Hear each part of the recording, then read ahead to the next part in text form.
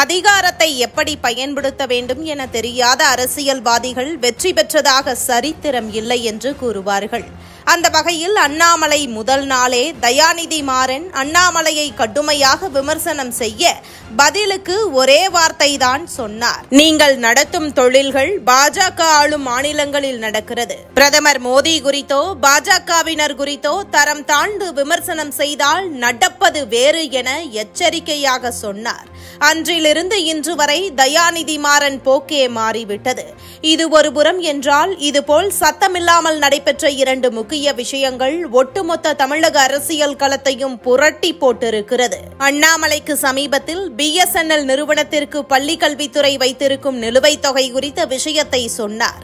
இதனை அமைச்சர் அன்பில் மகேஷ் மறுத்த நிலையில் ஆதாரத்தை வெளியிட்டார் அண்ணாமலை. இப்போது பொதுவெளியில் அம்பலப்பட்டு நிற்கிறது திமுக அரசு. இது ஒருபுறம் என்றால், அண்ணாமலை திமுக ஃபைல்ஸ் வெளியிட இருப்பதாக தகவல்கள் வெளிவர, இதுகுறித்து மாநில உளவுத்துறை என்ன நடக்கிறது என விசாரிக்க முக்கிய இடத்தில் இருந்து உத்தரவு சென்றிருக்கிறது. அப்போது கிடைத்த தகவல்கள் அதிர்ச்சியை ஆளும் திமுக தலைமைக்கு கொடுத்திருக்கிறது. அதில் சில விஷயங்களை குறிப்பிட்டிருக்கிறார்கள். அண்ணாமலைக்கு மத்திய உளவுத்துறையில் பணியாற்றும் முக்கிய நபர்கள் சிலர் தகவல்களை கொடுக்கிறார்கள். அந்த ஆதாரங்களை கொண்டுதான் சமீபத்தில் கோவையில் நடைபெற்ற நிகழ்ச்சியில் கோவை கார் குண்டுவெடிப்பு குறித்து அண்ணாமலை பேசினார். இன்னும் சொல்ல போனால், விஜய் திரிஷா விமான வீடியோ வெளிவந்த விஷயத்தில் திமுகவினரின் செயல்பாடு இருப்பதை அதன் மூலம் உறுதிப்படுத்திய அண்ணாமலை மத்திய அரசிற்கு கடிதம் எழுதியிருக்கிறார். இதைவிட முக்கிய விஷயம், தமிழக உளவுத்துறையின் செயல்பாடுகளை முன்கூட்டியே அறிந்து கொண்டு காய்களை நகர்த்துகிறார்கள். அண்ணாமலை தமிழகத்தில் இல்லாத 3 மாதம் ஊடகங்களில் வேறு சிலர் முக்கியத்துவம் பெற்றனர். ஆனால் அவற்றையெல்லாம் ஒரே ஆளாக மாற்றிவிட்டார். இவை தாண்டி ஜனவரி 1 வெளியாக உள்ள பட்டியலில்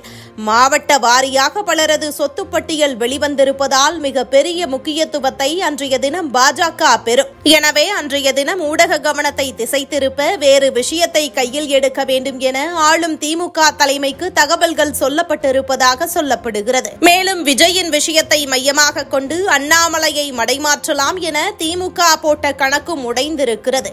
எனவே எப்படியாவது அண்ணாமலை செய்திகள் ஊடகங்களில் வரக்கூடாது என மறைமுக உத்தரவு சில ஊடகங்களுக்கு பறந்திருக்கிறதா?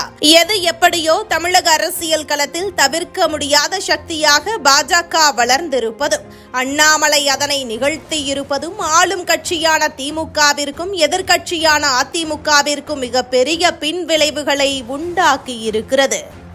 இதுபோன்ற முக்கிய நிகழ்வுகள், அரசியல் தகவல்களை ஆழமாக மாறுபட்ட கோணத்திலும் அறிந்து கொள்ள மறக்காமல் உங்கள் TNS24 டிஜிட்டல் பக்கத்தை பின்பற்றிக் கொள்ளவும்.